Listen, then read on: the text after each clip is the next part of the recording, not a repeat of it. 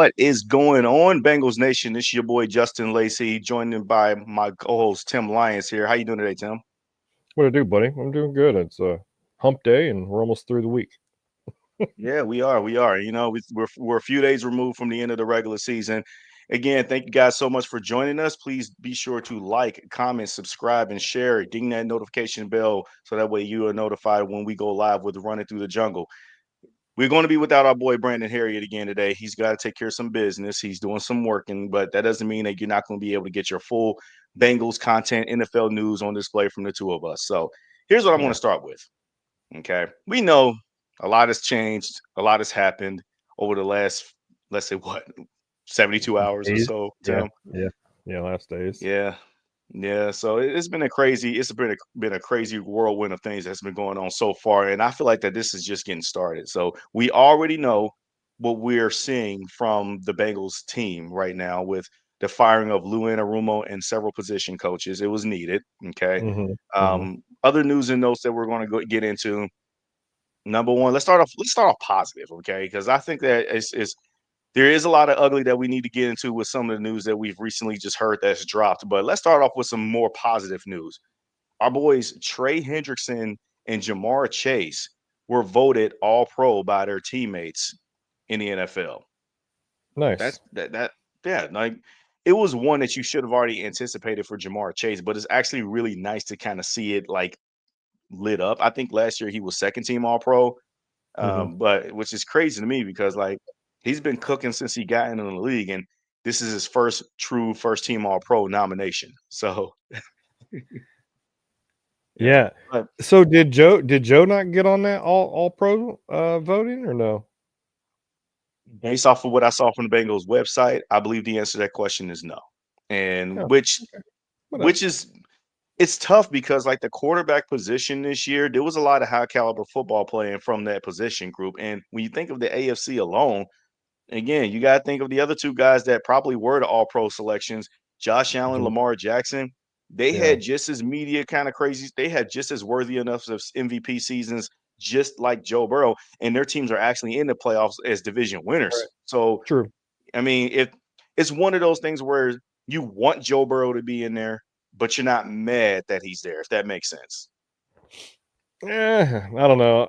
All pro, whatever. I just what I'm mad about is that he's not going to be considered as MVP. So that's the only thing I'm mad Yeah. about, or even Offensive Player of the Year, whatever award. Because without Joe Burrow, Jamar Chase wouldn't have had those 1,700 yards. That triple crown hmm either. So, but Well, of course of course, Joe's gonna get snubbed. But anyways, that's another story. well, but here's the thing, though. Joe Burrow did get nominated for the Pro Bowl, even though that is a popularity contest. But Patrick Mahomes didn't get voted in a Pro Bowl. So, and if it was a popularity contest, you would have seen Patrick Mahomes' name snubbed up in there, and Joe Burrow would have True. been snubbed out. But But it's but it. Patrick Mahomes ain't putting up the numbers that Joe No, he's Burrow, not. Lamar Jackson, and Josh Allen are putting up. So, but whatever, it No, is it's what it is. not. It But don't matter. it's Pro Bowl and All Pro honors do deserve a little bit of credit, and they do carry a Yeah, little bit of weight when it comes to the recognition whole of thing. Hall of Fame votes. Yep, So I agree. it's one, yeah. So Joe Burrow does deserve to be mentioned in the All Pro honorees and stuff like that. We know this, but again, it's one of those things where you have to select it to reduce it to two, and it's not one of those things where you can be an alternate like the Pro Bowl is. Right, Your right. play it is very much it's a more respected honoree. It's a more respected honor than the Pro Bowl itself. Just because Yeah. we know how Pro Bowl voting is led by the fans and stuff. This is by Hmm. virtue of the players itself, and I think a lot of players in across the NFL, majority of them, I think they wanted to put Joe in that, but I just think that it was really tough to put him over two guys that are in the playoffs as division winners who also had great seasons as well too. And it's Yeah. one of like I said, it's one of those things for real. I know a lot of fans will probably be upset about it. Me, not so much. It's we didn't have a great season up to our standards, and we'll get into all of that conversation today. Um, but other news and notes, again, this is the fun segment portion of the show because I mean that's kind of like the end of the good, right? Obviously Yeah. Jamar Chase, he's obviously the winner of the Triple Crown. We know this, and he should be voted as the Offensive Player of the Year. But I think that's probably going to go to Saquon. Right. You Right. you heard Travis Kelsey say on his podcast that look, he wasn't look. There's been a lot of talk about the from the Bengals fan base saying that the Chiefs were scared, they didn't want to play the Bengals. Travis Kelsey went on his New Ice podcast with his brother and shut all that shit down, bro. He said, "Bro, I ain't scared of them. I wanted to play them. I'll play them in Yeah. a parking lot and stuff." Or Already- It's it's already added this added fuel to this Bengals Chief rivalry within their fan base. But let me ask you this question. First of all, let me ask you your opinions of what you think about Travis Kelsey's comments, and also, do you still consider the Bengals the heir rivalry to the Kansas City Chiefs? So I love Travis Kelsey and I love Jason Kelsey. Jason Kelsey is my Same. favorite of the Kelsey brothers, believe it or not. They're both from Cleveland Heights. They're Ohio boys just like us. We're Ohio boys. So, um, you know, both of them are future Hall of Famers, no doubt, future Hall of Famers. Mhm. And I respect, but as a Bengals fan, I could understand what the Chiefs did. Why would you play your starters week 1 or week 18 when you're already, only lost 2 games or 1 game or however many games they lost? I remember how it is 2 or whatever. But why would you start your starters? There's no point. There's no point at all. It's not like the Vikings versus the Detroit Lions battling out the NFC North. The Chiefs had nothing to prove. They had nothing to prove. Yeah. So I understand why they sat their starters and their second stringers and had third stringers out there, and Carson Wentz, the washed up quarterback that he is. I understand. It is what it is. Bengals didn't get in. And like I said, I don't know if you watched the Who Day Weekly, but like I said, we made our bed and we got to lie in it. There's some games that Right. that we're actually going to cover here today, that we should have won. And unfortunately, since we didn't win those games, it kept us out of the playoff contention. Yeah. No, for Um, what sure. what was the second part of your question? You know what? I almost forgot, but then I did ask you, do you still consider the Bengals as the number one voted rival to Kansas City still?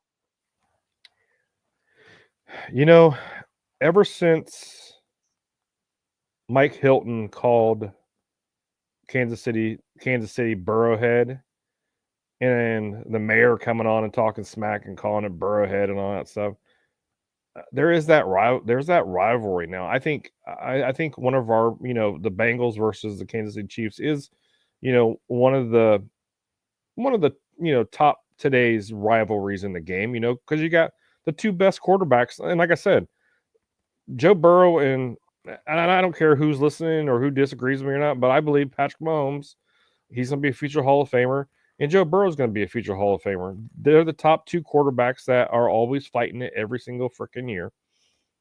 So this year was a different story, but anyways, with those two going, it's like we'll say this, it's like Tom Brady versus Peyton Manning.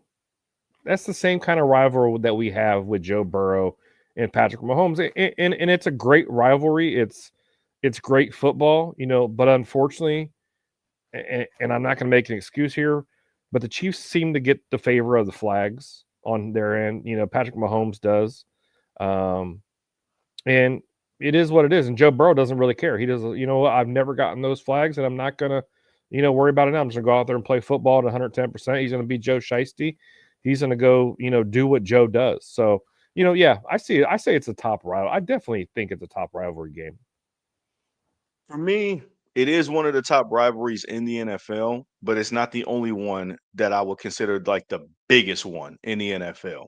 I believe that the Buffalo Bills, and now you got to start inserting Baltimore Ravens in that conversation going against Kansas City. Respectfully, those two teams have recently played the Chiefs in the playoffs down to the wire, might I add. The Chiefs still got the better of both of those two teams. Buffalo still haven't yet to beat Patrick Mahomes in the playoffs, the Chiefs more specifically, obviously. And this whole thing between Josh Allen and Mahomes, I respect that rivalry too. That was actually one of the bigger matchups that you saw in the AFC before Mahomes versus Burrow.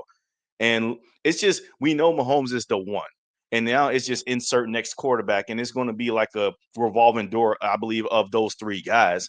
And I feel like that while everybody's trying to pigeonhole everybody into the Manning versus Brady kind of conversation. I don't think we're there. I think that you have four guys that have separated themselves from the bunch.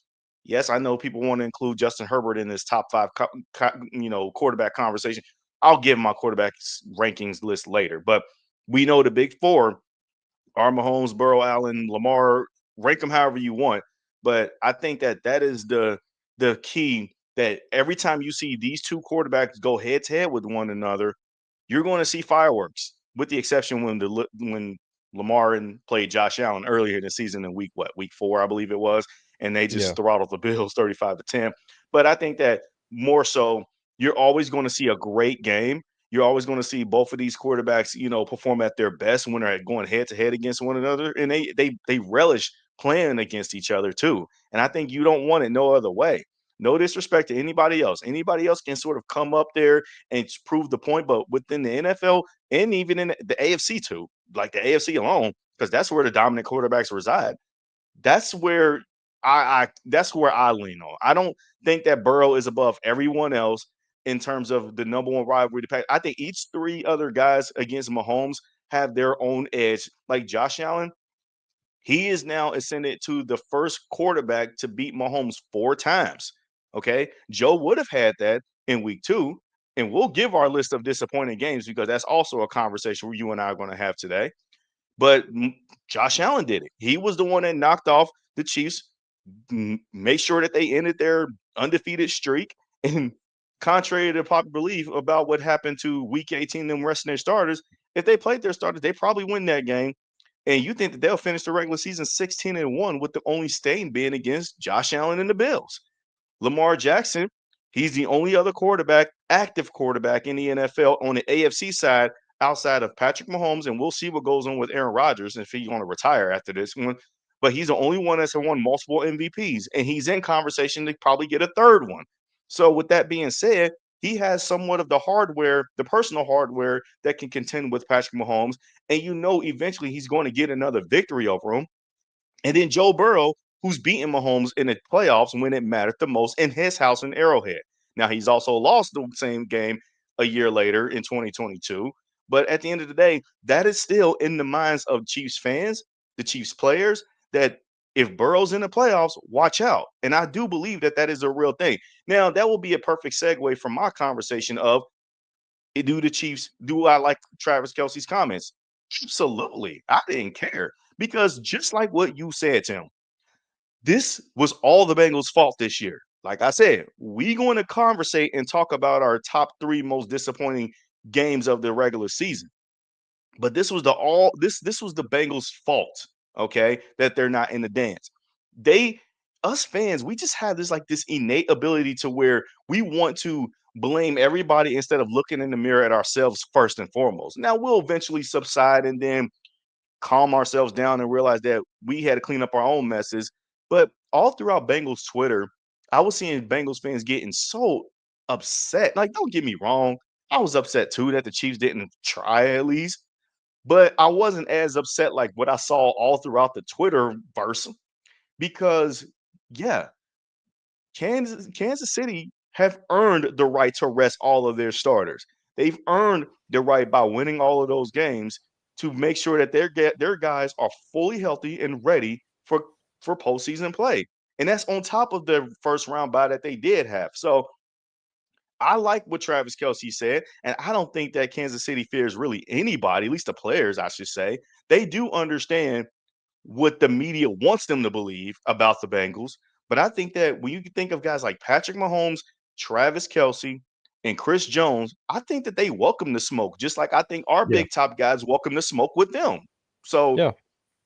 respectfully, I'm here for I'm here for the noise, really. I mean, the off season is where you get to come up with all kinds of conjugated narratives and stuff, but I'm here for it, man. Like it's just what makes football fun. And at the end of Yeah. the day, they're in the playoffs, we're not, and they're still talking about us. Yeah. Yep. It is what it is. Like I said before, we made our bed and we're lying in it now, and um, it is what it is. Kelsey's completely. Travis Kelsey's completely right. They're. I don't think that they're afraid. There's nothing to be afraid of. We're like one thing that Brandon likes to always say, it takes two teams to play a football game. So, it is what it is. Okay. And plus, they also have 3 championships. We haven't yet to win one. So, and then until other Right. teams can start getting those trophies in their hard work case, nobody can't really say much of anything. Yeah. Um, but on to some more disappointing news, I should say. Jermaine Burton, man. Um, there's a report that came out that he allegedly assaulted a 19-year-old woman, and I guess it was a girl that he was seeing off and on. This, I guess, this happened back in late December, right after the like Christmas Yeah. and stuff. It's just still during the It was. holidays. It's like this happens, and I Mhm. guess that was one of the reasons why he didn't even travel with the team. And so, unfortunately, you know, this is kind of not a good look. This is not a good look for Jermaine Burton, though, man. But No. here's also what I'm seeing across. Again, it's one of those news about Bengaldom, where it's like they want him off the team, and I'm of the thing of, look, you have my respect until you lose it.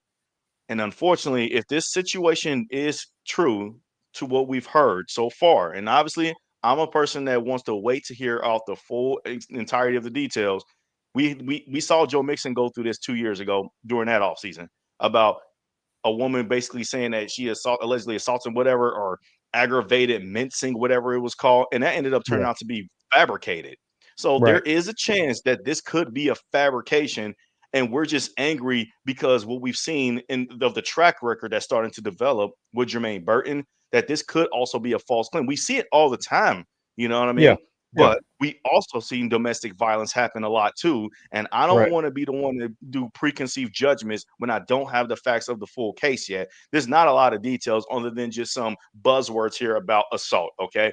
But if it does hold up, I don't know if this is something that Zach Taylor needs to carry throughout the rest of the going into next season, because as you and I have talked off air about agreeing to this standpoint about Zach, he is going to be on the hottest of hot seats going Yep. into next season. And Yeah. if you still carrying this, and if he doesn't develop and he's a part of the train wreck that can spiral next season out of control, Mhm. you're going to be gone. So you got to make a decision, Zach. What say you and your feelings? Yeah. So, I asked you guys that question on Monday when we did the Raw interaction. Said, what would you guys do with Jermaine Burton? And by the way, Houday, Austin Arts, thanks for watching.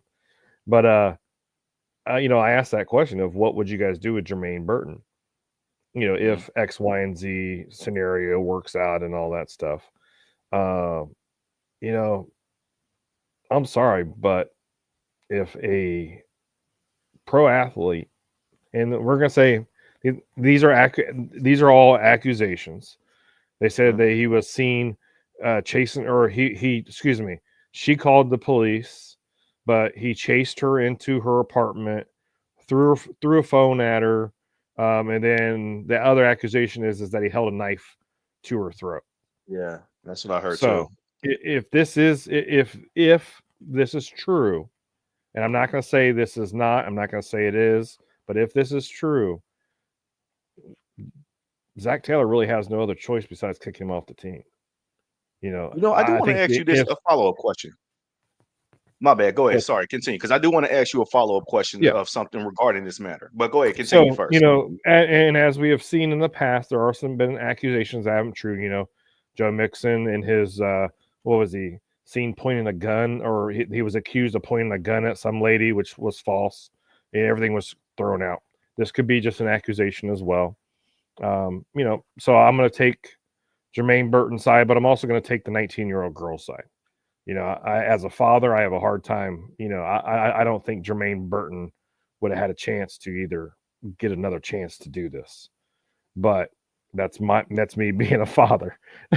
But as we've No, I seen mean, throughout history, we've seen a lot of accusations. Pro athlete, people trying to take mhm. advantage of them, and get on the news and get their names in the news and all that stuff. So it is what it is, and we'll see. We'll just have to wait to see if it's true or not. And I think what I've read, actually, excuse me, what I did read is no charges were pressed on him either. So I it's saw like, that too. Yeah. what? So it makes me doubt it as well. And that's what I'm saying. And until the full details of the story surfaces itself, I'm gonna hold judgment on the accusations for now. But again, this is not a good look for Jermaine Burton. You've already started a development of track record of just being unreliable during the season when the Bengals needed you and was counting on you, and they had plans to utilize you. You think about the story about him sleeping in and missing meetings and stuff, and it was just they had to make him inactive the day of a game when they had completely divulged the game plan to use him to his full effectiveness, and you do that. And then you hear the story about the stuff that's happening going on the banks of Cincinnati where he lives at, and him not paying his rent. Now he has a court order and a lawsuit filed for that. And then now this shows up. Now again, this can be a total inconvenience. This can be a total, coincidence or whatnot. Whereas this could be fabricated, but again, he's starting to develop a track record to like you really haven't shown much to of anything for us to even believe or take your side in this situation. Yeah, But it's hard to again, support somebody with what's going on. Yeah. for sure. And here's the question I was going to ask you. What you're hearing all throughout Bengals world is, at least from the fan base perspective, is that this is Zach Taylor's fault as to why this is going to be going down as another draft pick miss. I got thoughts and feelings about it, but I need to hear your quick thoughts for it first. I'm not going to blame Zach Taylor for this. Jermaine Burton had some problems when he was at Alabama as well. There were some accusations that he, hit a woman on the field. But anyways, so I'm not going to fully blame Zach on this. What do you expect the head coach to babysit a rookie throughout the season? You can't expect that. That's not going to happen. But the Bengals way is not the way that he went. I believe that Jermaine Burton is just immature. He needs to be dealt with, through the organization, of course, before it gets to Roger Goodell's hands and they have to deal with it.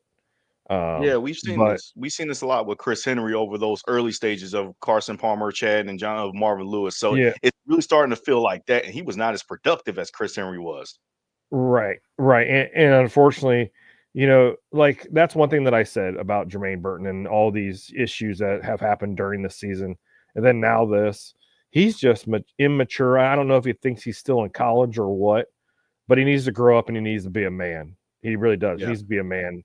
Whether if T. Higgins or Jamar Chase or Trey Hendrickson or somebody needs to be like, get it together. You're a pro athlete. Let's act like one on and off the field. So, and he's got so many guys around him that could give him, some positive, ways to grow and mature a little bit more.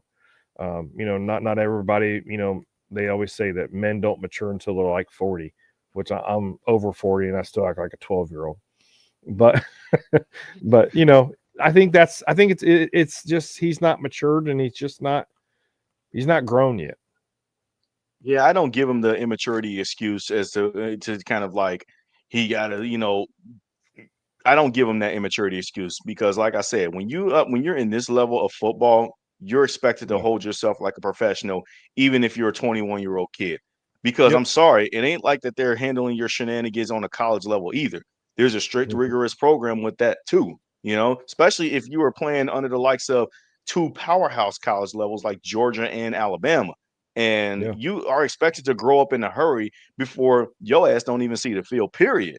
And Hmm. you were good enough to produce on the field in college, which led to you, which that means you had to go through some sort of strict regimen and discipline to be able to produce on the field. Because, like I said, if you were undisciplined, then you would be one of those talents that we will never have heard of.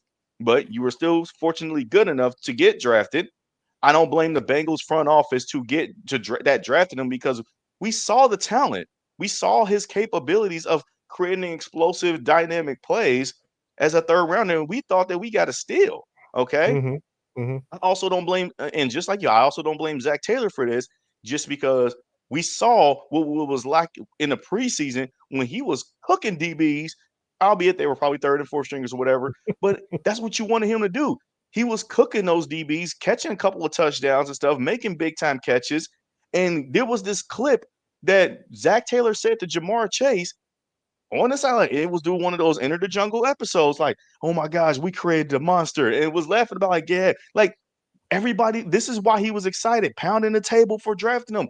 Now, all of a Yeah. sudden, you're seeing an uproar of, see, why did we draft this dude? He was a whiff. You could have drafted Jalen McMillan, who's killing it right now in Tampa Bay. See, this is where I get so annoyed with the fan base because I remember where a good half of the fan base was champion for putting Jermaine Burton on the field super early in the season. Do you remember that? Yeah. Yep. I I remember was that. one of those. I was one of those fans, bro. I Hmm. was one of those people.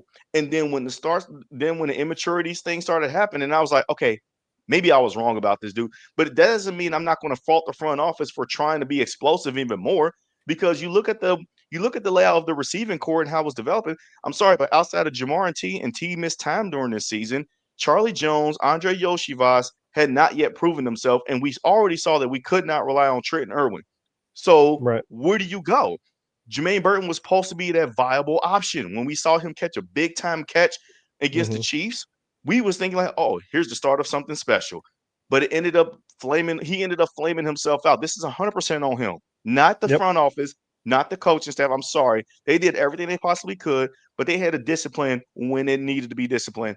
And unfortunately, man, this is frustrating because yeah, man, you had an opportunity to be able to be explosive and make it even more of a name for yourself. But Yeah. unfortunately, you made a name for yourself in the wrong direction. Yeah. I Yeah. agree. All right. Okay. So that's enough of our news and notes. And obviously, we're going to keep updating you guys on news and notes. Right now, the Bengals are interviewing a couple, or they've completed a couple of interviews for defensive coordinator candidates. I'm looking at here Patrick Graham and Demarcus Covington. Both of them Hmm. are like Belichick descendants or whatnot. I'm not going to lie to you. I'm very underwhelmed with those interview candidates. If either one of those guys were to be selected for a defensive coordinator position to replace Lou, I will be absolutely pissed off with that because I feel like you just Agree. didn't do your full due diligence. But like I said, they're just getting their rounds of interviews started. There's no need to panic. There's no even need to even try to give a backdrop on each candidate. Only thing I just know is that they better this is a hire that better he better make it count if you're Zach Taylor. Same thing with the offensive line coach. Okay. Yeah. But I agree. we'll be here. It's part of the offseason agenda. We'll be here when those hires are officially made and give our thoughts and opinions and all that stuff. So, all right. As we know, this segment, this next segment, we're going to roll into this one here before we go to break. This is the good, bad, and the ugly segment. We know that there's some good. We know that there's some bad. Like the good is, yes, we talked about it earlier. Jamar Chase was a winner of the Triple Crown. Joe Burrow won a passing title for leading the league in passing yards and touchdowns, and also completion percentage And too. completion. So he Well, not technically won his own percentage. version. He didn't get it in completion percentage. He got it in completions. Completions, okay. Completion Yeah, percentage must have went to like completion I think Tua. yeah, I don't know why they gave it to Tua because Tua missed He like didn't half even the play the whole season. season. But Yeah, whatever. Yeah, that's whatever. a flaw. That's a flaw. And I think that's probably why it's not really mentioned in that. But Yeah, completions, yards, and touchdowns, Joe Burrow leads. You can say that he won a triple crown himself too. yeah, Which if you threw the ball as much as he had to throw it because the running game was non-existent at times, and you should lead the league in passing yards as being as talented as him. I just right. wish that he could have got to 5,000 yards, but it is what it is, man. I love So looking at. close, man. Man, I love just looking at his stat line and being very proud Yeah, of my quarterback doing this. Like I've always wanted a quarterback that leads the league in yard passing. I know that's just not stats don't mean anything, but you hear right. other fans talk about it all the time, like, oh, their quarterback led the league in passing, like Justin Herbert threw for 5,000 yards in 2021. Yeah, you missed the Hmm. playoffs and your team was all you were not as great as Joe. Okay, so stop, whatever. Yeah, But and then Trey Hendrickson, we also know another good. He's led the league in sacks. He should be a yeah. candidate for defensive player of the year. We know this. And then Hmm. we already know the obvious bad. The interior of the defense, the interior of the O line is bad. The defense bad. Look, we're not going to go into that part. What I want to focus on is the ugly portion from like why. What is the ugliest thing that you saw? So let me start with your ugly. Well, you know what's funny is this. So I sent everybody that text earlier about Alex Kappa. Yeah. And I know our interior offensive line was horrible, was awful. I Yeah. love Cap. Don't get me wrong. I love Alex Kappa. I love Ted Karras and Volson. I had hopes for him a couple of years ago, but the ugly for me is Alex Kappa. Yeah. He was first in sacks allowed, pressures allowed, and hurries allowed of all offensive linemen in the NFL. Ugly, ugly. You would think, like you get to that point where you're like, you got a veteran offensive lineman in there. He's gonna be the best. He's gonna do the, and I'm not saying that he didn't give us 110%. Don't get me wrong. Don't start blowing me up and saying, no, Tim, you said that he didn't give us 100. No, I'm sure he gave 110%, but he just got outmatched, and Hmm. he was the worst lineman in all of the NFL, and he won the triple brown crown because that's how That's bad he what I was. was going. That's what I was going to say. That there's a nickname for that, and it's called the Triple Brown. Yeah, the triple brown crown. Yeah. Oh man, And the and the brown, and you brown know what is the brown is, right? It's a pile of yeah. crap. That's what it The is. brown is a reference for the poop emoji, and this we Yeah. already know. We don't have to go into it in reference because we got to keep it somewhat, you know, somewhat, PG-13, whatever on this show. But we'll Yeah. let a couple of customers slip out here and there. We don't have no shame in our game. Every But once in a while. Yeah. that was But yeah, my but that that's was my my ugly too. yeah, that's my ugly, so go ahead, buddy. Sorry to interrupt. Nah, bro, that's my ugly too. Is Alex Kappa is my. I can't believe that we have an award that's nicknamed now because of him. And don't Mhm. get me wrong, I don't even think he was the worst lineman on the Bengals team. I think it was Cordell Volson. That dude was belligerently bad. Like the amount of times that I saw this dude get pancaked Yeah. especially by the Steelers defensive lineman Cam Hayward.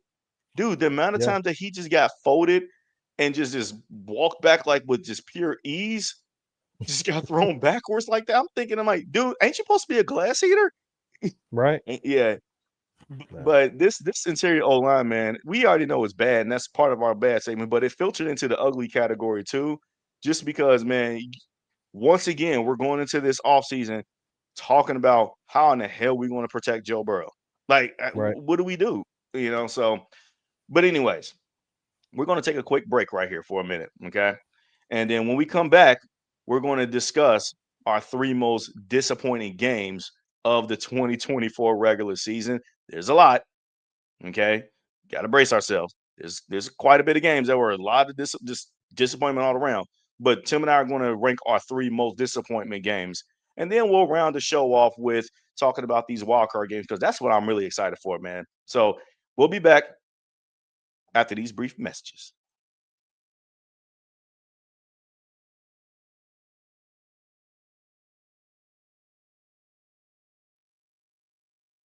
All right, and we're back. Thank you so much for staying with us here on Running Through the Jungle. You got me and Tim here in the building today. Brandon will be back and join us here next week.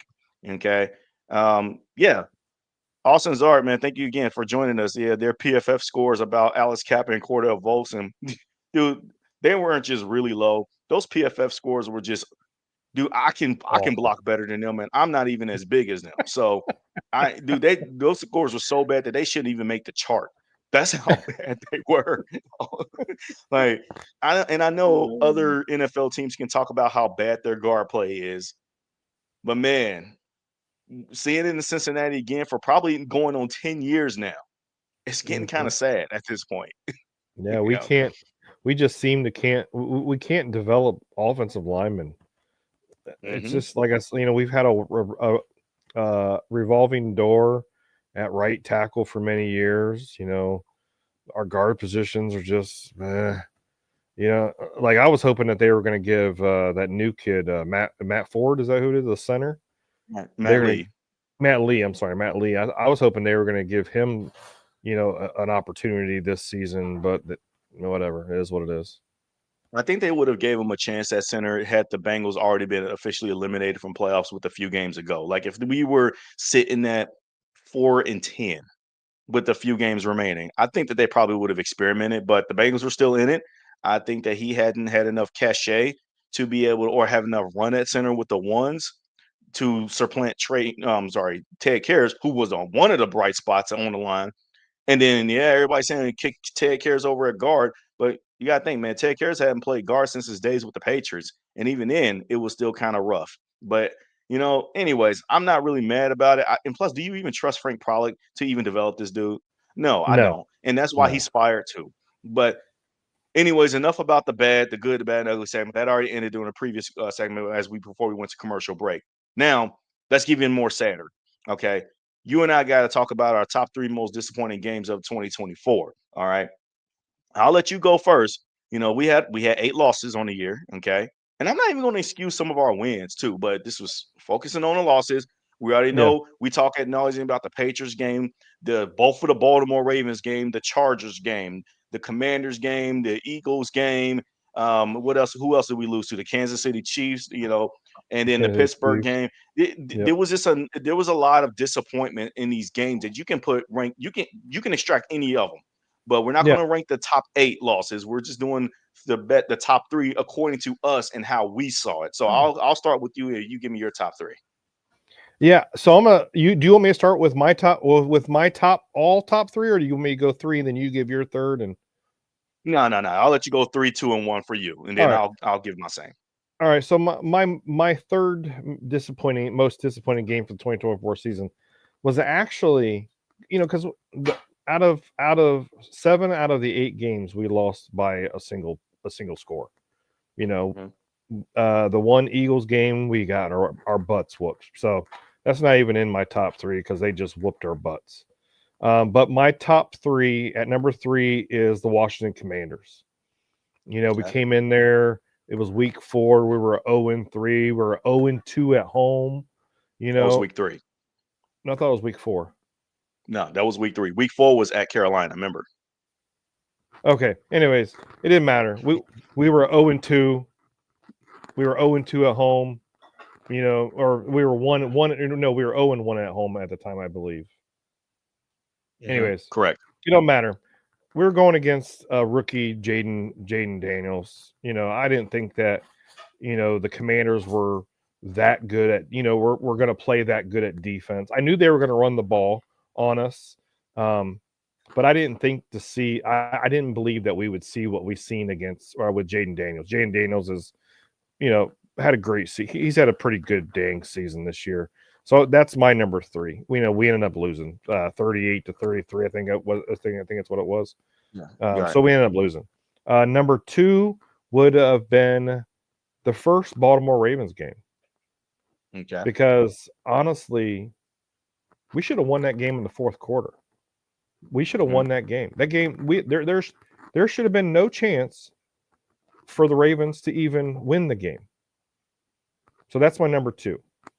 And of course, my number 1 game is the Bengals versus Kansas City. We were kicking their ass. I don't care.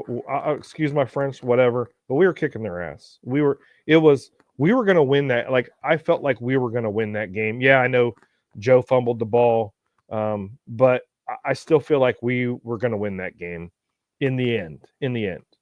But then that stupid penalty, they called that pass interference on was it DeJohn Anthony? John Anthony, yes. Yeah, on DeJohn. Sorry, I'm getting a little bit older, so I'm trying to remember everybody's name and what happened.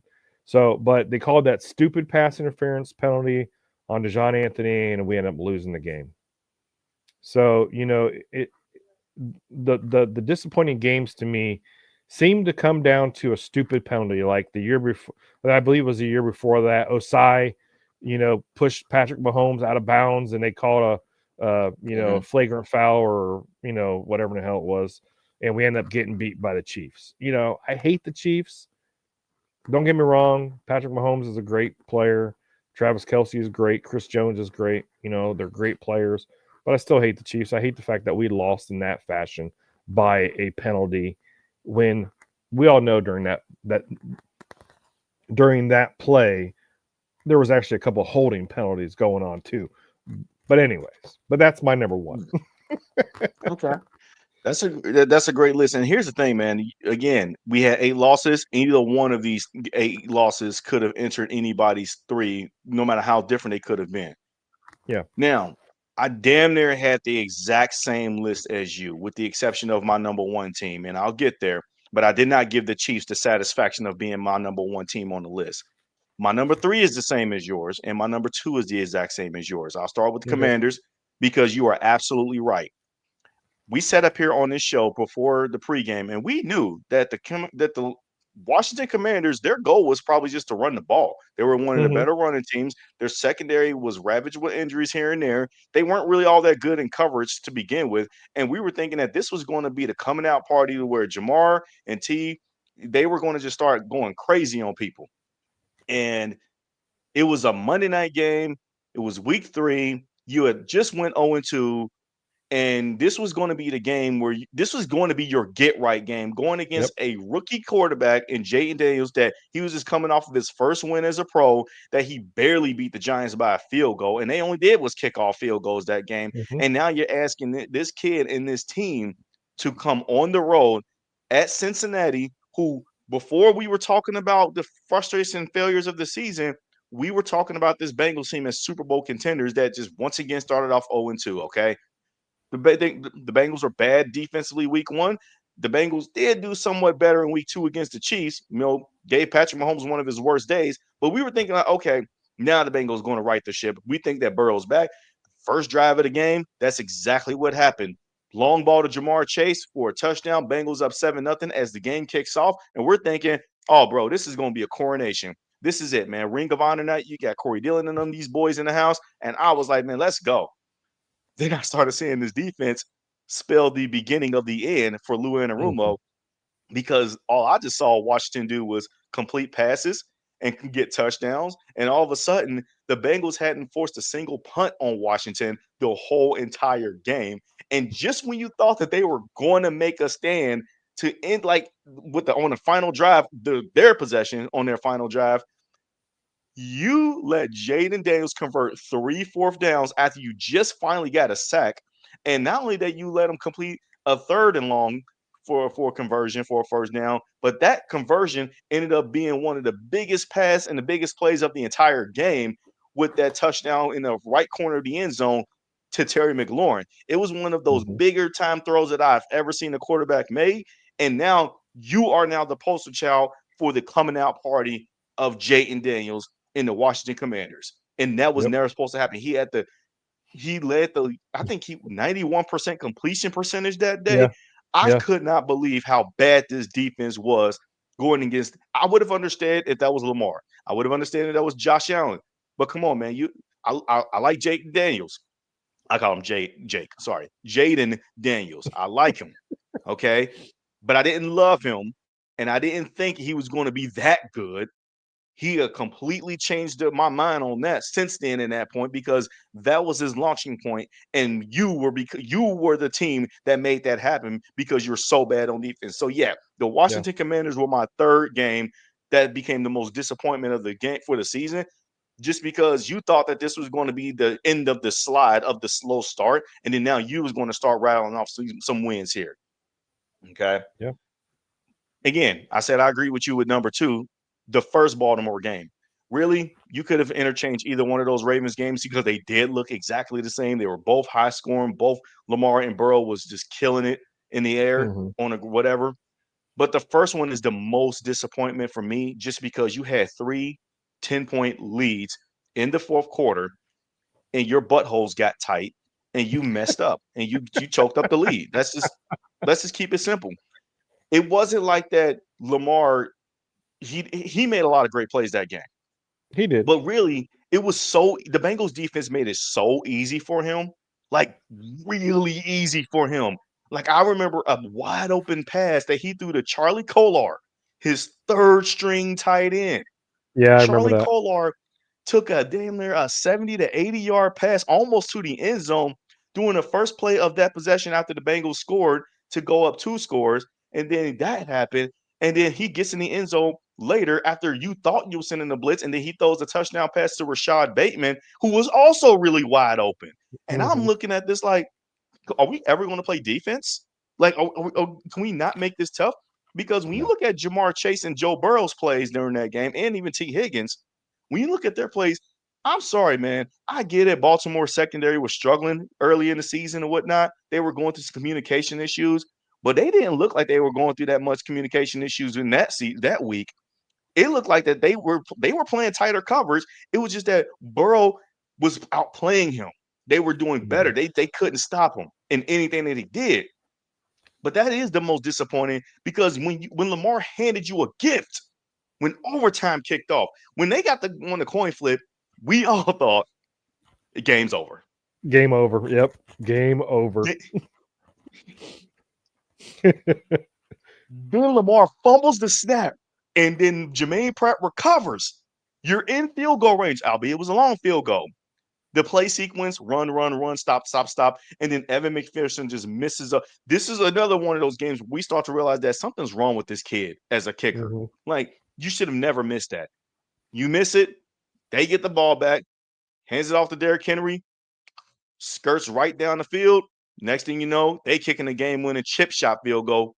They go home and escape with a victory. That was disappointing, man, because that should have been the game that you would have handed Lamar Jackson his very first loss in Cincinnati in his entire career. And now, because you lose that game, now in that game would have basically had Ravens fans in shambles because their defense was getting like cooked. But now, and you would have evened the score because you were 1-3, they were 2-3 or 2-2 or whatever, I believe. They started off 0-2 as well.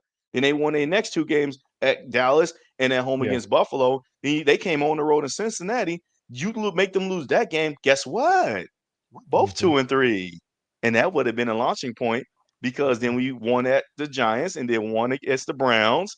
And the next thing you know, here come the Bengals again. But no, you lose that. You just let that deflate the whole rest of the season that this defense can never stop anybody. So that does go as my number two. But here's my number one, bro. It's week one. The New England Patriots game will always be the most disappointing season of my Bengals life. Okay. That in this Joe Burrow, Zach Taylor era, whatever, so to speak, that Yeah. is the game that is the most disappointing that I've ever seen. And it is the most inexcusable one at that. I'm so freaking sick and tired of that. That was the start. I was like, dude, I don't even care if you did win the game against the Chiefs the following week. You're still going to come back to that game and be like, you never should have lost to that team. We all knew the New England Patriots were not going to be a great team. And they Yep. weren't even good as the game was going on. But you just saw right then and there, this defense was bad. This defense was Yeah. bad, and New England didn't have any weapons. Yeah. So those are my top three games. Okay, your boy, the quad father, Mr. Dennis, man, he's in the chat today saying What's up, bud? good evening to you, my brother. You know what I mean? You know, your Steelers in the playoffs. I'm glad that we got a nice little win over you guys, you know, to kind of close out our season and help make us feel better about a terrible season. But at the end of the day, you guys are in the dance and we're not, and we're at home. So, Mhm. but definitely good luck to you guys. You guys got a showdown against Baltimore, and that is the fun. That is going to be the fun part of this show because we get to talk about these playoff games. Okay, so all right, we got Super Wild Card Weekend here, man. So what we're going to do is we're going to preview each game, give our quick synopsis, and then give our predictions before we wrap this up. All right. Yeah. So thank you again for joining us. Again, please like, subscribe, rate, and review, comment. You know, we got people in the chat commenting, you know, on today's show. You know, so we really appreciate you guys. You know, let's ding that notification bell as well too, so that way you'll know when we're going live. Well, let's get into it, Tim.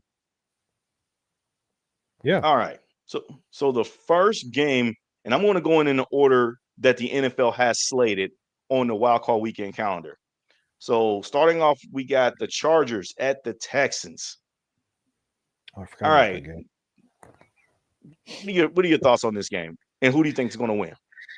You know, the Texans have been having a little bit of offensive line issue problems, and they're having a good. You know, don't get me wrong, they had a good year. You know, Joe Mixon's had a good year, but they lost one of their top wide receivers in the game. Um, Chargers defense is pretty damn good. Justin Herbert's looking pretty good this year. That run game is looking terrific. What Harbaugh did with this Chargers team, it's a totally different Chargers team than going from what were they 4-13 last year, I think. Yeah, they were 4-13 last year, and then now they're in the playoffs. My opinion, and I'm kind of going to be quick about it because we have very limited time. But I'm going to pick the Chargers to win over the Texans. I just think that their defense is better.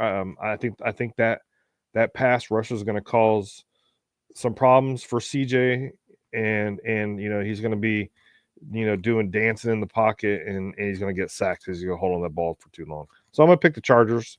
That's my opinion. It is what it is. Okay. Yeah, and I'm not going to give score prediction because the playoffs are so unimaginably unpredictable. They could be high Right. scoring, they can be low scoring, it can be a dogfight for all the game. All these teams are good teams. That's why they're here in this spot. Yeah. Like I said, the playoffs, they're my favorite. This is my favorite time of the season, just to kind of be able to watch the playoff games. But the Chargers are 2.5 point favorites on the road at Houston. Look, I get it, man. Houston has been struggling during this back half of the season. They've been ravaged with injuries within their receiving core. No Stephon Yeah. Diggs. Tank Dell is gone for the year. Nico Collins, he's still there, but he's also had been injured as well too here and there and stuff. Their offensive line is pretty bad and banged up as well too. They couldn't been they haven't been able to protect CJ Stroud all year long. Joe Yeah. Mixon has had a nice bounce back start with his career start with the Texans, but he's cooled off as well too. Yep. But here's the thing, I do still like their defense. For some reason, the Houston Texans are always going to be this in this slot of the 4:30, slot for the open up wild card weekend. It's almost like kind of like crazy that every time the Houston Texans have made the playoffs, they're always slotted in this spot here. And you can actually say that for any of the AFC South division winners, unless they get a first round bye. But any of the AFC South division winners have been slotted as the first game on the docket because they're not as interesting. Okay, nobody's Yeah. interested in that division. Whoever wins it, they're playing the 5 seed, and then the 5 seed is the Chargers, who also are not as interesting. The LA Chargers, I'm really impressed with what Jim Harbaugh has done with this team. Yeah, his coaching philosophy is that he's a grinded out kind of coach. He's kind of changed the formula from being a aerial attack all over the board, all over the yard that we saw when they had Brandon Staley and Anthony Lynn, because they saw that it really wasn't the most effective way for the Chargers to win games, even though Justin Herbert is built like a cyborg as a quarterback. He has a powerful arm. He can throw these deep moon balls to his receivers, and then Keenan Yeah. Allen and Mike Williams would just come down with these jump balls. And they've been known for that, but he's really had to reserve his talent to just basically just let the other guys start elevating their plays around him. He don't even really have the weapons, only except for Lad McConkey. I do like J.K. Dobbins, but I've also been very impressed with the bounce back that their defense has made. But here's the thing. This game feels too familiar like 2 years ago when the Chargers went to Jacksonville. They went up 27-7 at halftime, and then they lost that game. Yeah. That's what Jacksonville I came get. back and beat them. Dog, bro. Everybody and their mama was putting the stupid money on the Chargers to win that game. And they were right at halftime, but they should have cashed out because Jacksonville rolled, came alive, and then they ultimately won the game. And then now Justin Herbert is sitting there without a playoff win as a starting quarterback, and you got all of these resources around you. It feels very familiar to that, man. But to keep it quick and just keep it simple, I think that the Chargers do win this game. You know what? I'm not gonna go with that. I understand why people are picking the Chargers to win this game. Sorry, fans. It's just I can't get past it. I'm sorry. I can't get past 2 years ago with this Chargers team. There's still an inexperienced bunch of guys there. Even though I like Jim Harbaugh, I like what they're doing. And I even predicted them to make the playoffs I don't, too. I don't know. I But don't I'm know not how you say inexperienced because their defense, you can remember, they've got Khalil Mack, Joey Bosa, Derwin man, those are James. names, bro. Those are names, Those are bro, that those, hasn't but really those are proven much. I know, but I'm just saying is they're the veterans on that defense, so there's gonna be a lot of good communication going on. But hey, it's your pick. It ain't mine. I already picked the Chargers. No, I get it, and I get it. Joey Bosa, Khalil Mack, but those are names that's been on that defense for a while too, for Yeah, for a few years now together. Joey Bosa still can't stay healthy, and Khalil Mack, right. while his presence is known, but it ain't that known. I will think that Derwin James has been more known than those two guys, in my opinion. Yeah. And then they got better interior pass rushers that has affected the game more than those other two guys. But here's the thing, though. I understand why people are picking the Chargers. And again, I started by saying I'll pick them too, but I just can't get past their playoff performance 2 years ago. And I still don't know if Justin Herbert is ready for the big moment, even though he might win this game. But you know what? I'll go against the grain. I'll be in the minority here. I'll go Houston. Right.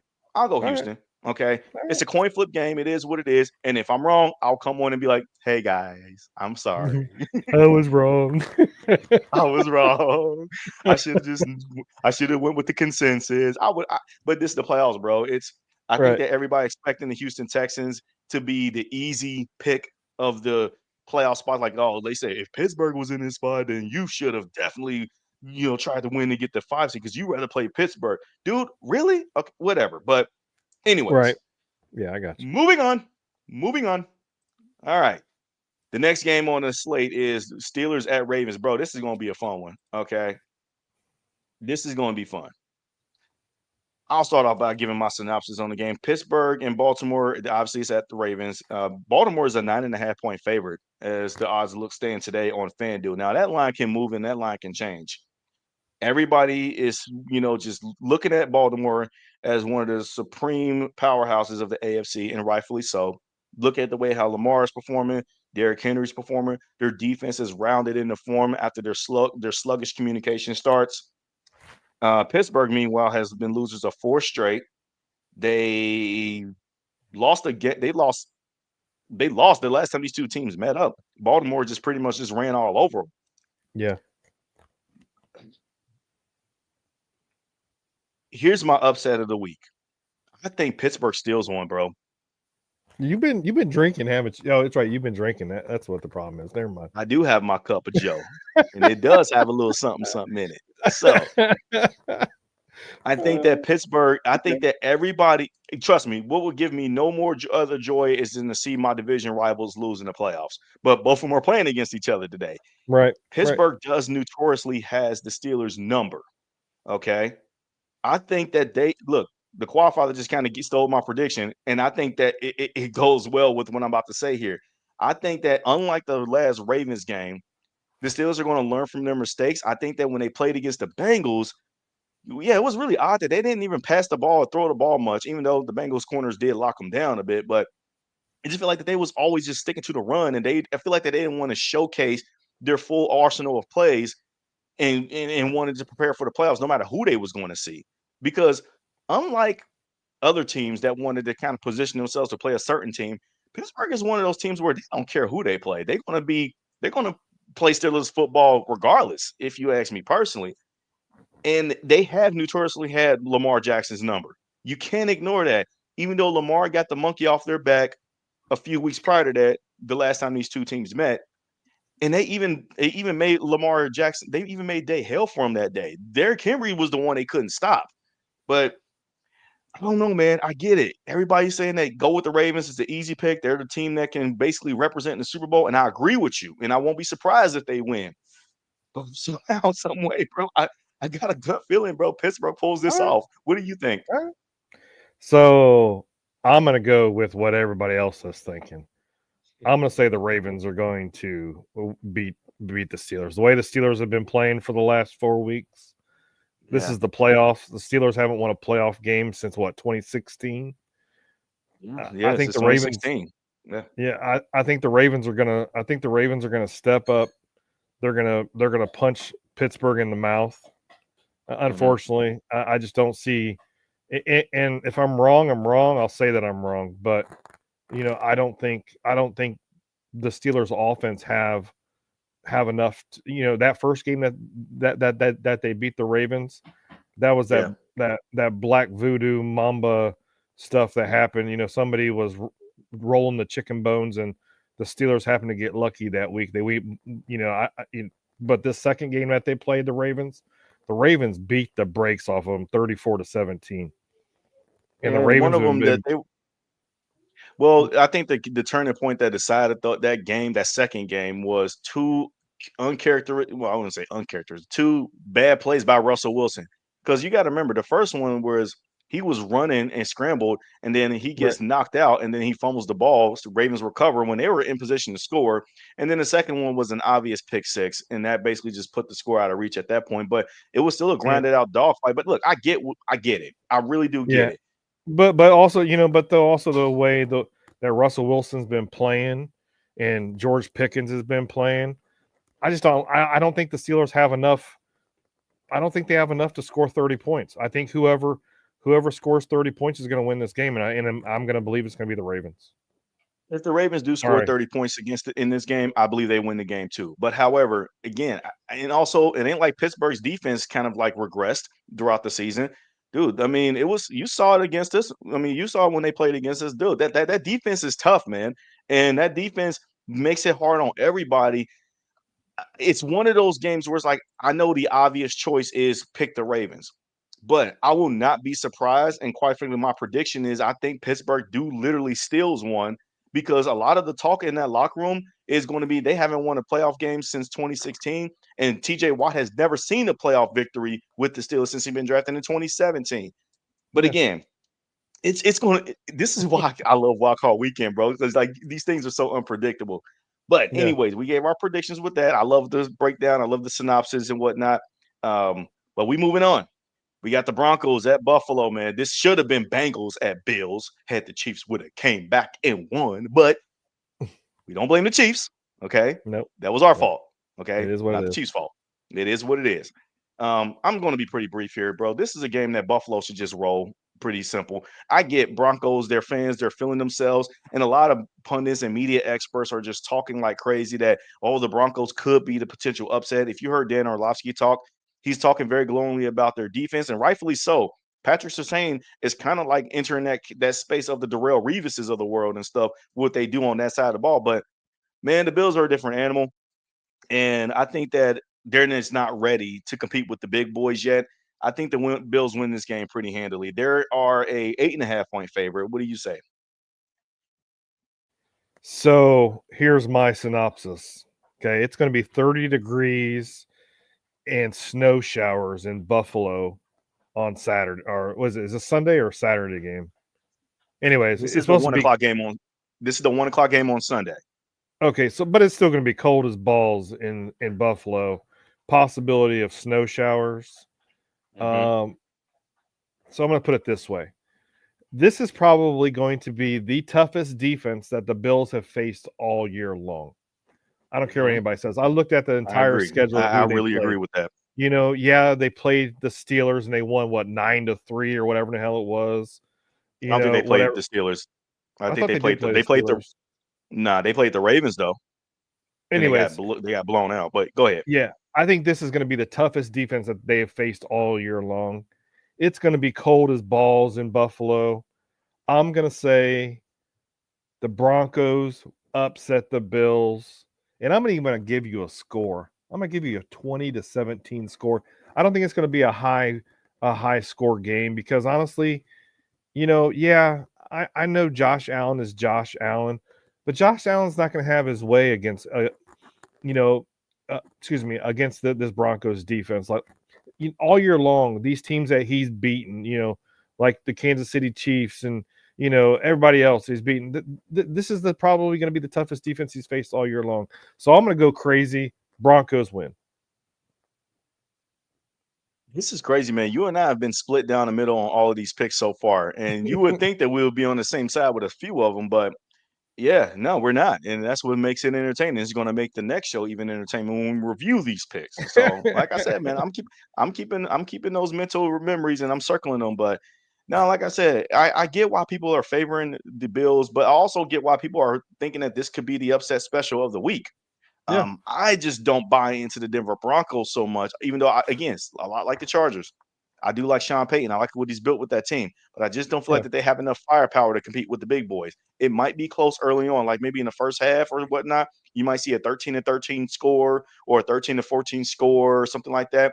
But then Buffalo is then going to resort back to their brand of just putting the ball in Josh Allen's hand, and next thing you know, they're going to just go on scoring drive after scoring drive, and the next thing you know, you might see that game ended up being like 30-16, and that's where I feel like. Buffalo tends to have the advantage. And I just looked at the weather radar for Buffalo, low 30s. The snow shower is going to come in the night before on a Saturday, Night so before, they okay. probably going to have enough time to prepare for the game to be played for that Sunday. But Yeah, weather is very fickle; it can change. But moving on. yeah. All right. Next. The next game on our docket, we got the Green Bay Packers and the Eagles. This time they actually played each other in week one, and it's crazy that they're playing each other here in the first round of the playoffs. Yeah, When they played each other in week one, that was in Brazil. So neither one of those guys had home field advantage. That was a great week one game. That was actually one of that my was first a favorite week one games. yeah, that was a great game. It was a great game. I agree. Yeah, Philly pulled it off by a narrow margin of score, but I was very impressed with Jordan Love in that game too. I mean, he still threw, I think, some interceptions, but so did Jalen Hurts. I don't know what his health status is going to be for this game. I would anticipate he plays this game, and I'm sure that he will be out there knowing that this team has Super Bowl aspirations. Philly's currently sitting as 4.5 point favorites on the road. I'm sorry, at home. That sounds about right. I'm going to take the Eagles in this one. The Eagles to me are that team, just like a lot of people have aspirations of the Ravens and the Lions and even the Chiefs or even the Bills. The Eagles are one of those teams to me too that I can see them winning it all. I think that Green Bay, they've shown their truthness a little bit here to where they've lost a lot of games down the stretch. I Hmm. picked them as one of my teams to represent the NFC as a Super Bowl before the season started, but they're a 7 seed now for a reason, and I think it comes to an end on Wild Card weekend. I'm going with Philly, bro.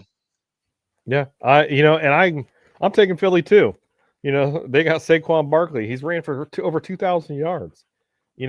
Possibility that Jalen Hurts is going to be back. I know that I saw something about AJ Brown was possibly hurt, but I don't know. Um, Mm-hmm.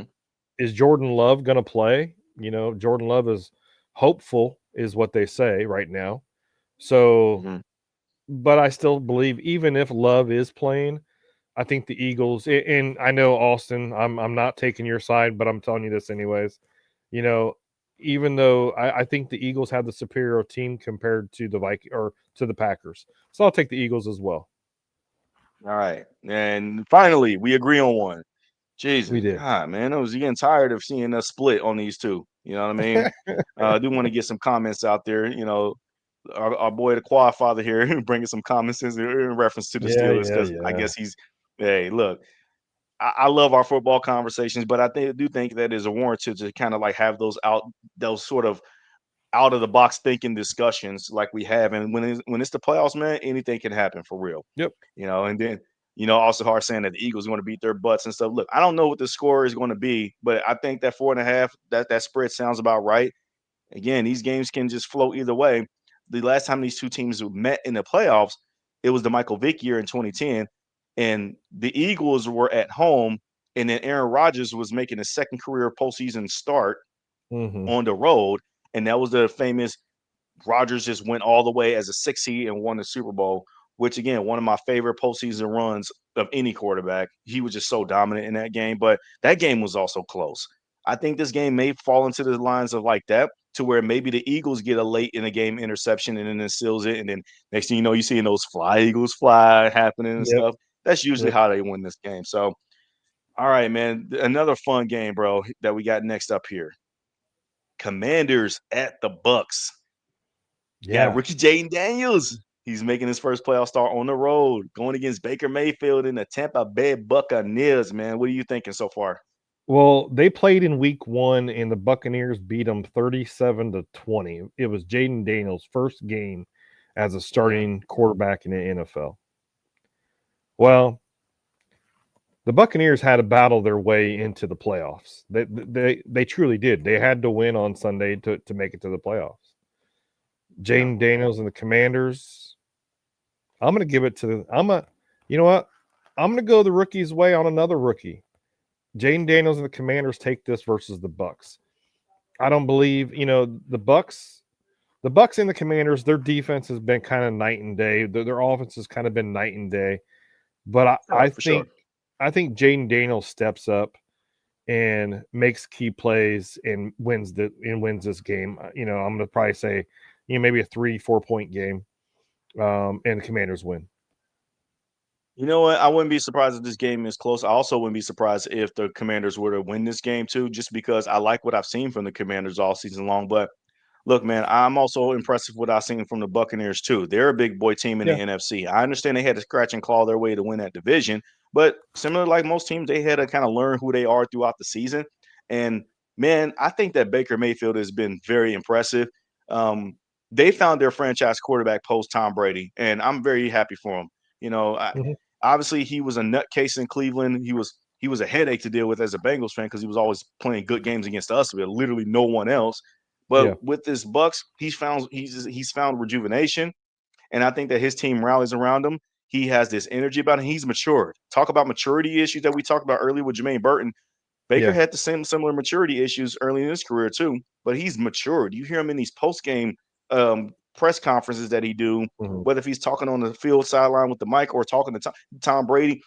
He's not as boastful and bragging about who he is, or feel like that every time you got to watch him, he is proving you that he deserves that he's good at football.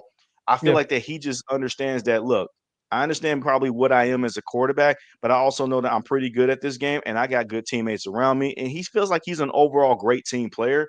Yeah. Honestly, that's kind of why I'm going to go with the Bucks in this game. I Sounds think good. that Jaden Daniels has been a great story for as a rookie quarterback. Mhm. Again, if he wins this game, you're going to start seeing people assert him into that top five quarterback above guys like Herbert, Hurts. Some people was even trying to put him over Burrow. They'll do the whole thing like they did with C.J. Stroud last year when he won his first playoff game. But I think that the Buccaneers, I think that they're ready to so that like you know what we're one of those big dogs of this conference. It's a 3-point spread here, favoring the Buccaneers since they're at home. Again, that's like a coin flip game. I can see it. A 3-point win. I can see it. Maybe 2-point win. I think that the Buccaneers win, but the Commanders cover. If that makes sense. Yeah, that makes sense. Okay. Righty. And then our last but not least, the final game of wrapping up Wild Card weekend. We got the Vikings at the Rams. Rams won that division. It was a really terrible division, if you ask me personally. It It was was. one It of those was things where pretty it's like bad. the 40 it was the 49ers divisions to lose. It was the And they 49ers lost. division to lose, and they really did lose it. Yeah. Like nothing about the Rams to me felt like they were impressive other than their defense, so to speak. But what Yeah. is impressive is that 2 years removed from the F them picks mentality, and they had to basically scrap all of those veterans that won them the Super Bowl against us in 21. They took a deep nosedive the following year, but then they're Mhm. right back up in contention again. That's what's Yeah. impressive to me about this Ram squad. But do not let their division title fool you. I do not buy into this team. I just don't. Yeah. They're the one team that people are going to give stock into just because they won a division. But the reality is that the 49ers were much worse when they should have once again won this division again. I'm easily just going to go with the Vikings. I know what we saw from them against Detroit on Sunday night for the season finale. But the Yeah. Vikings, that defense is flying around fast. They still got playmakers that know how to make plays. Sam Darnold, we haven't seen him in the playoffs yet, and he might be in for a rude awakening. I get it, but you still got Justin Jefferson there. You still got, Jordan Addison. Their running game with Aaron Jones is really nice. I still like TJ Hawkinson. So with that being said, I'm going with the Vikings, man. I think that they pull off that win on the road. Yeah. Like I live in Seattle, so I watch. So I've watched that division. You know, the 49ers have had a bad season. The Cardinals and Kyler Murray, the new Call of Duty came out and Kyler Murray forgot he was playing. They needed to study playbooks and play football, so they were a dumpster fire this year, even though they had, probably the top wide receiver in the pick from, with Maserati Marv. But they were just awful. The Seahawks, they dealt with some injuries and stuff. And of course, they have Geno Smith as their quarterback. They had a good year, but they lost the division to the Rams. The Rams, Matt Stafford, Matt Stafford's Matt Stafford. He's a hell of a quarterback. I don't care what anybody says about him. He's a hell of a quarterback. They have Puka Nakua. They have Cooper Cup. Um, you know, they got some good offensive pieces. Their defense has been their shining light this year, believe it or not. But it was the NFC West that they were fighting for. It's not something I'm going to say that's sparkly and a fun toy to play with. I think that they won some of those games that they, you know, shouldn't have won, but they did win them. They scrapped their Mhm. ways. The last time the Vikings and the Rams played, the Rams beat them actually this year. Um, but just because I said all that, don't mean I'm picking the Rams to win this game. I'm going to pick the Vikings to win this game. Why? Well, Sam Darnold's been playing great ball. Um, Jay Jetta, he's another LSU great. He's number one, and Jamar Chase and Justin Jefferson are number 1 and 2 in the NFL in wide receivers. I don't care what anybody says. They're so talented. And then also what Brian Flores has done to that defense. Brian Flores is a great coach. Harmful. I still feel like he got gypped on a head coaching position, but he's a hell of a defensive Hey, coordinator. He's a hell of a coach. You know, I think the Vikings step up and prove that they can win this game, even though we saw what happened against the Lions the other night. But I think the Vikings take this game. you know what? And about Brian Flores, and I know we're already past the hour mark, but at the end of the day, again, we're talking playoff football, and quite frankly, Yeah. we're having fun. But about Brian Flores, it's exactly why my tweet was the way it was regarding Lou Anarumo for those Hmm. Bengal fans that were still trying to champion his excuses as to why we probably should not have let Rumo he was done dirty or whatnot. Brian Right. Flores had traded away his best pass rusher. Now I get it. Their numbers doesn't scream top five or anything like that by any means, but that defense still plays loose. They play fast. They play hard Hmm. for them. I get it. There's going to be games where they're going to get ran on or get thrown on, just like the Lions game.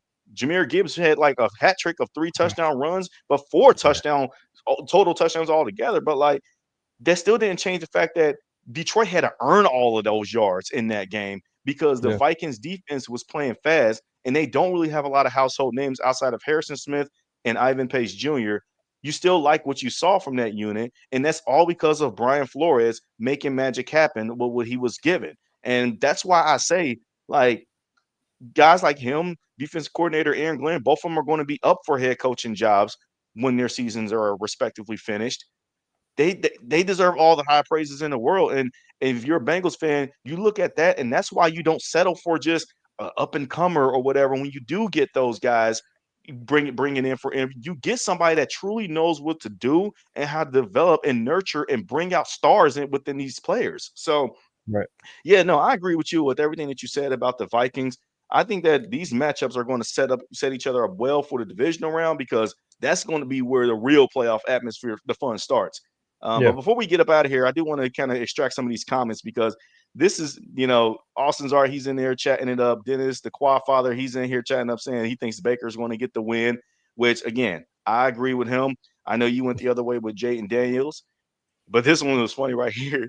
The Eagles and Bucks playing the divisional round. If both teams win, you will see that matchup. And for those that don't understand the history between this matchup, all I got to say is go see 2002. Eagles fans do not want you they do not want to remember that. Like old school Eagles fans, not this new Eagles fans and whatnot that don't remember that time, but you talk about the most biggest playoff letdown of all time, that game, that game Hmm. from 2002. So that will be so crazy to see that resurface itself. And like I said, man, I'm really high on the Philadelphia Eagles. They're like my new team to represent in the Super Bowl for that side. But man, you got other great teams, man. You got the Detroit Lions, who again I really love too. But the fun's They'll going to always have a twinkle in my eye for the Detroit Lions, because I loved Barry Sanders, and of course, we all lived, south of Detroit, just go up 75 and yeah. and go into Michigan and and all that. It's just Detroit, like that, like everybody says, Detroit versus everybody. I hope Detroit makes it to the Super Bowl, but we'll see. I would definitely be happy for them if they make it to the Super Bowl Yeah. and win it too. Because Mhm. here's my prediction. I think the NFC wins the Super Bowl if it is either the Eagles or the Lions. But again, man, it depends. Matchup matters, bro. It Yeah. truly does matter. But we'll see how this playoffs shake out. You and I only agree on two picks: the Yeah. the Eagles against the Packers and the Vikings against the Rams. Everything else is split skis here. So we'll see Yes, how sir. that shakes out. But for all you guys that were joining us in the chat here, I really appreciate you. Thank you so much for joining us. It has been one fun episode of Running Through the Jungle. We'll be back to discuss our review of Wildcard Weekend and then preview the divisional round because those number one seeds they got to come into play here. So, but thank you guys so much for joining us, man. It has been who I'm sorry, I was about to say Who Day Weekly, but it has been. I'm Justin. This is Tim, and we are running through the jungle.